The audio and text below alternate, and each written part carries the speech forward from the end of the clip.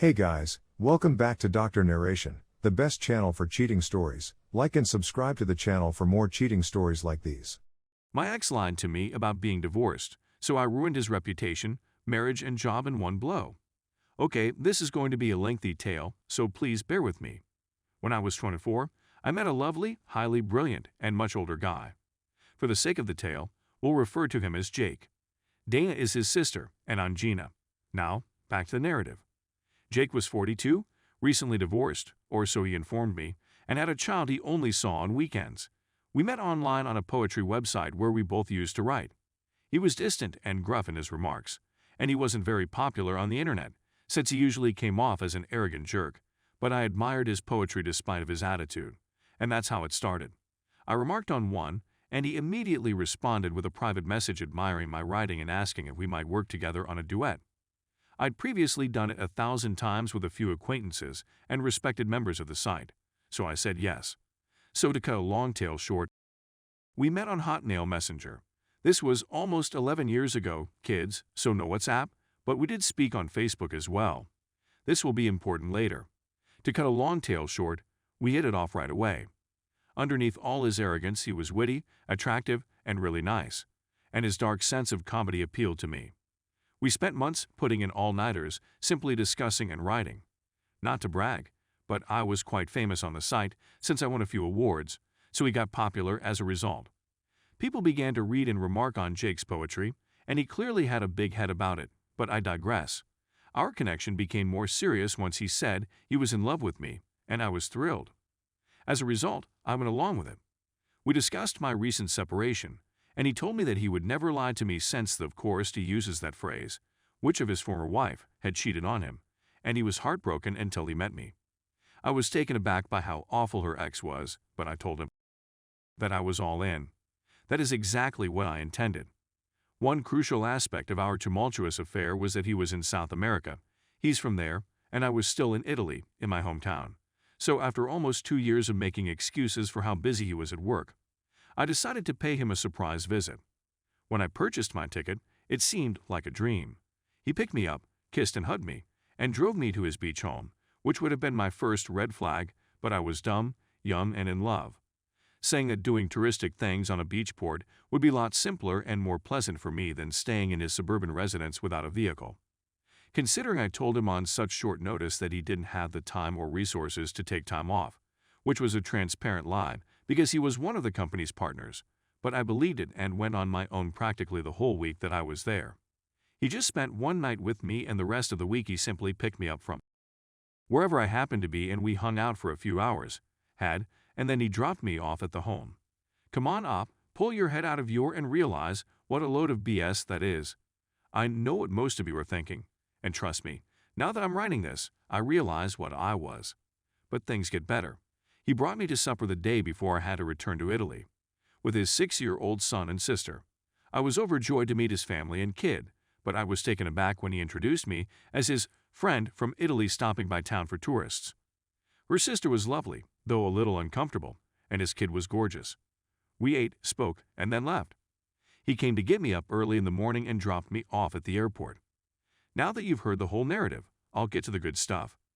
2 days later, still jet-tired, I received an intriguing email. Dana, his sister. Her email was brief and straightforward. Dear Gina, I know you may have thought I was strange and even a little unpleasant when we met, but it was only because Jay misled me into joining the meal with his child. He never stated that you two were dating, but when confronted, he confessed and begged Jake not to tell anybody or his marriage would be destroyed. But you're such a nice and innocent young lady that you don't deserve his betrayal. Jake is still married and has never left their housing. Don't just take my word for it. Dana also emailed me screenshots of his real Facebook page, which was a pleasant surprise. The ideal little family. I thanked her and then turned off my computer. I was heartbroken. I was really contemplating relocating there since I believed Jake was the love of my life. I cried all night and drank wine till I had the worst migraine ever. The sorrow, on the other hand, lasted around 12 hours. At 4 a.m., I awoke, showered, brewed a cup of fresh coffee, and began plotting my retaliation. Yes, I was wounded, but I was also enraged because he not only misled me, but also pulled his sister and his innocent kid into his deception. I was on the other side of the globe and didn't have the funds to hire someone to kick his buttocks or egg his vehicle.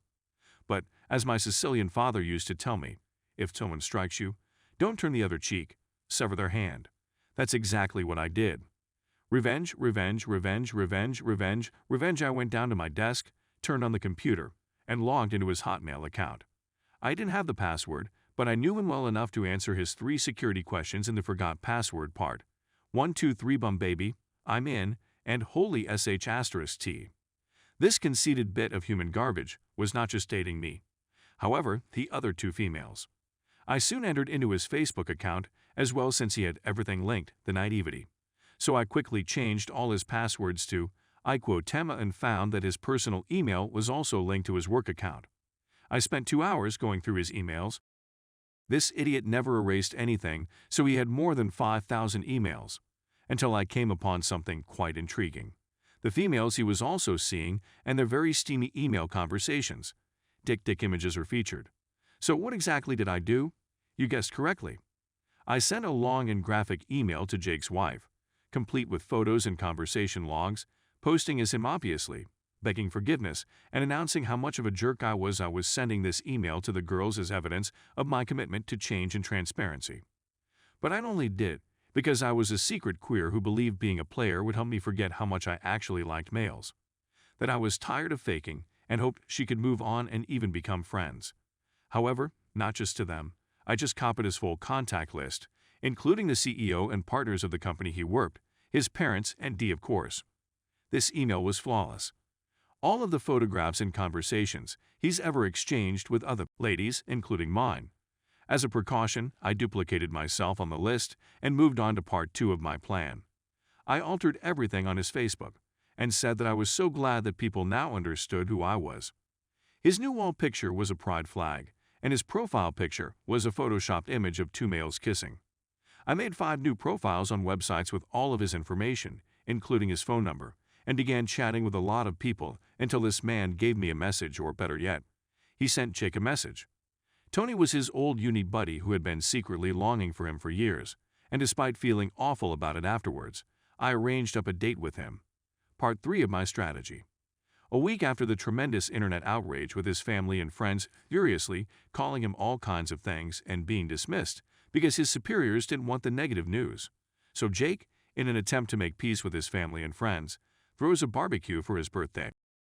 But I would have paid a year's salary just to see his face and the expressions on his friends' faces when, in the thick of their celebration, Tony emerged with a bottle of champagne and a bag full of lubrication and to celebrate discreetly as I requested. There was apparently a big brawl, and everyone left Jake bewildered and upset. Because some maniac tried to destroy his life, he cried. I blocked him and forgot about him until 6 months ago, when he messaged me on Instagram, wondering why I had vanished and why I hadn't supported him when he was at his lowest. And the joy I had when I just replied, sorry Jake, but I believe everything you received was karma for all the lies and wasted time you fed me. Best wishes. Oh, and by the way, IT was always me. I immediately banned him and closed my account. Jake attempted to contact a few common acquaintances in an attempt to get my phone number, but they all ignored him. They also received the notorious email. So sure, I got my vengeance. And it was worth every single hour. I understand, I'm so petty. Edit 1.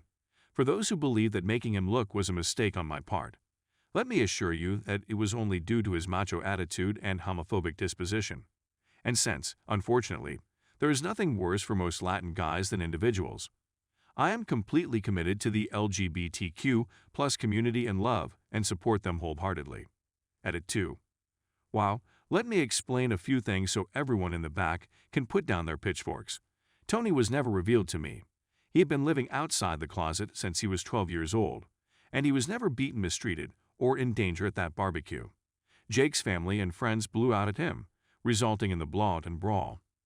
Tony escaped securely as soon as he realized what was going on. 11 years later, he is happily married, has a lovely kid, and lives in Europe. I won't reveal which nation, but know that he's happy and that we're still Facebook friends. I apologize to him a few weeks after the barbecue, and despite his pain, he forgave me and even smiled at everything I showed him. Edit 3 and final. I admit that what I did wasn't any better than what he did to me. I was self-centered, irresponsible, and dumb, and I felt awful about it. And when all that blew out, I went out to Tony and apologized for bringing him along on my petty retribution. He was outraged, but after hearing my side of the story, he was relieved. He merely wishes I had been more forthright with him. We didn't end up as BFF, but he's still my Facebook buddy and constantly sends me updates on his life. And just to be clear on a couple points. 1, because I'm half Italian and half Latina. I'm proficient in both Spanish and Italian. 2, we met on a poetry website in Spanish. 3, the common friends I mentioned are a few pals who lived in South America and contributed to the site with us. 4, they are a highly affluent family, thus there will be no serious financial concerns. Jake just lost his job, but a few months later he received daddy's money and established his own real estate firm. I honestly didn't expect things to turn out this way, so I'm not replying any further. All I'm saying is that this is a recollection from one of the worst periods of my life. So it's not fiction. It's not nonsense for karma or nothing. It's a remembrance of someone I'm no longer. Thank you for taking the time to read this, and have a nice day.